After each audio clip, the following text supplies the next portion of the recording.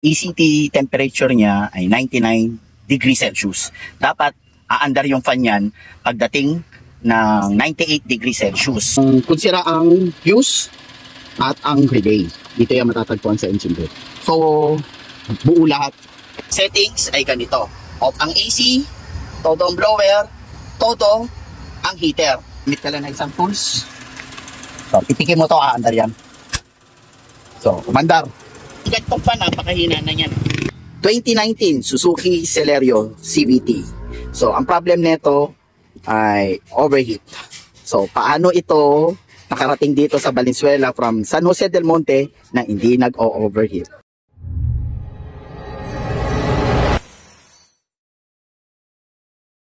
Itong gamit yung scanner, I think tool, 3 years old na. So, meron tong actuation test. Ito maganda dito eh. Para natetesting ko kung yun talaga ang sira, radiator motor fan. Kaya ko paandarin yan anytime. So, pindutin ko lang tong radiator motor fan.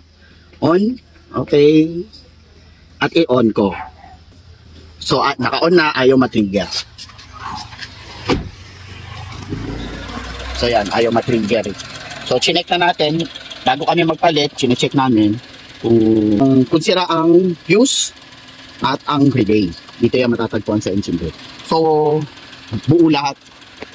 So, ito, kanina pa naka-idle. So, ang ECT temperature niya ay 99 degrees Celsius. Dapat aandar yung fan yan pagdating ng 98 degrees Celsius. Pag umandar ang fan, ilang segundo, bababa yan.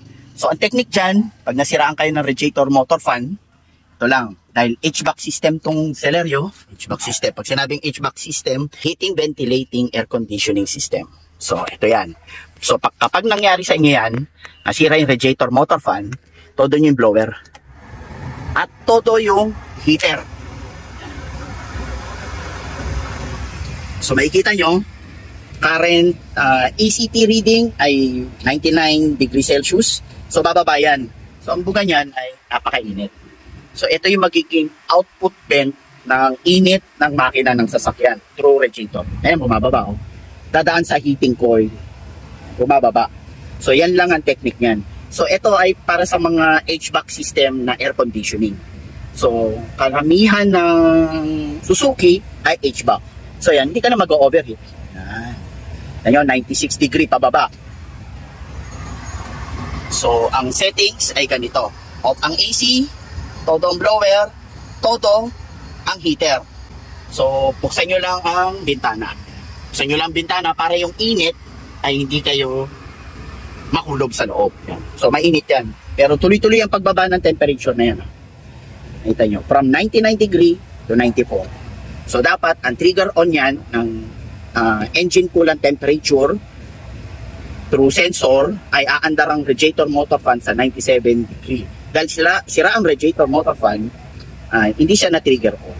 So kung ganyan, hindi nyo ginamit ang HVAC system, mag-overheat ang yung sasakyan. So ito ay sira ang radiator motor fan. Papalitan natin ng Suzuki genuine parts radiator motor fan. So payo ko lagi, Suzuki genuine parts ang gamitin nyo. Medyo pricey pero sulit. Ito ay 5 years old na sasakyan at ang tinakbo ay 61,000 kilometers. So sulit na. Normal yan sa mga ganito dahil wear and tear ang radiator motor fan. So sa mga ginagawang Celerio, normally yan po ang edad pag nasira ang radiator motor fan. So isa pang paraan para malaman mo kung sira yan, kung ayaw mo mag-heater, gamit ka lang na itong gamit. Ito. Gamit ka lang na isang tools. So pitikin mo to, aandar yan. So umandar. Yan na, umandar na yung radiator motor fan. Pag ganyan, sira na yan. So, papalitan natin. So, ito, kahit umaandar na yung fan, huwag kayo umasa. Kasi anytime, ihinto ulit yan. Yung gantong fan, napakahina na yan. Nasira dyan, sir, yung bearing. Nasira yan yung bearing. Oo, yun. Kaya parang stack up siya. So, ito, sure na sira ang radiator motor. Kapag palit ng radiator motor fan, mas nire-recommend ko tanggalin yung bumper. So, dito kami ngayon gumagawa muna sa kalsada dahil ang ating shop yan ay under construction. So, kasama ko dito yung anak ko. Yung isang tao ko nandun para sa parts. So, mas mainam kasi tanggal para mas swabe pag nagpalit tayo. Pag tinanggal natin itong shroud, mas maganda hugot. Tatanggal natin yung mga clips sa shroud. So, ayan o, mas simple lang. So, sa pagtanggal ng bumper, may video naman ako nito sa YouTube. Dali lang yan. So, natanggal na natin. Ito yung luma na radiator motor fan na bumigay 61,000 kilometers. 5 years old. So, kailangan, ako nire-recommend ko lagi, pag bibili kayo ng radiator motor fan, urid pa rin. Kung ano yung tinagal ng luma yung urid, maaring yun din ang itagal. So, base yun sa aking experience. So, ito, genuine parts. Suzuki genuine parts. Okay, kabit na natin. So, nugasan muna natin. Pag nagpapalit kami, naghuhugas kami ng parts.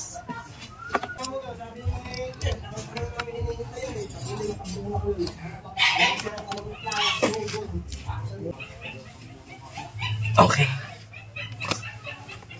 Una. So, kakabitan natin. So, sa pagbalik, ganun din. Kung paano tinanggal, ganun din ang pagbalik.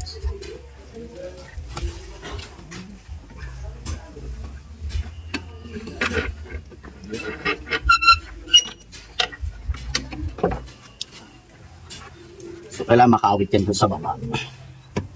May hook kasi yan sa baba. Gusto. Okay. Balikan natin ito. Radiator hose. So, magdadagdag tayong coolant namin. Okay. Balikan natin itong, ano ito? Hood lock member. Tawag dito.